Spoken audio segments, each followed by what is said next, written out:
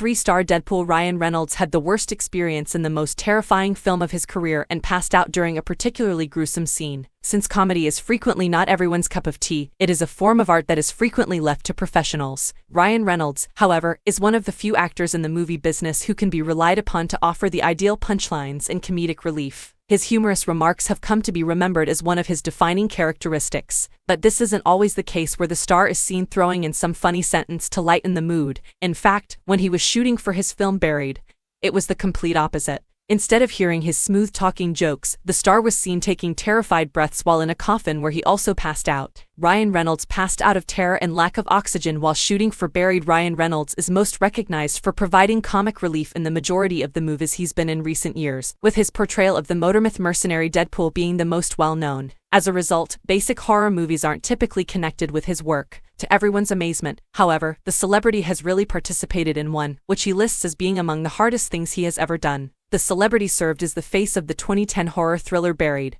whose title refers to what happened to him and in which he was unable to maintain consciousness for the most of the time. In an interview with David Letterman on his show My Next Guest Needs No Introduction, the Green Lantern star talked about his life and career in detail. Here, he also revealed that the aforementioned film was by far one of the hardest projects that he has ever taken on. Since he had to be confined to a very tight space for most of the shoot, he was on his last nerves all the time. He also revealed that while most of the shoot was done in a single take, there had to be shots retaken because he was falling unconscious during some of them. He said, "With the exception of a few instances when I blacked out, almost everything you see in the film was shot in a single take. When I was filming, I didn't anticipate or comprehend that when you run out of breath and don't move to allow for the excess oxygen in your blood, you pass out." He needed to take a paper bag and breathe into it to calm down so that he could continue without doing too much psychological damage to himself.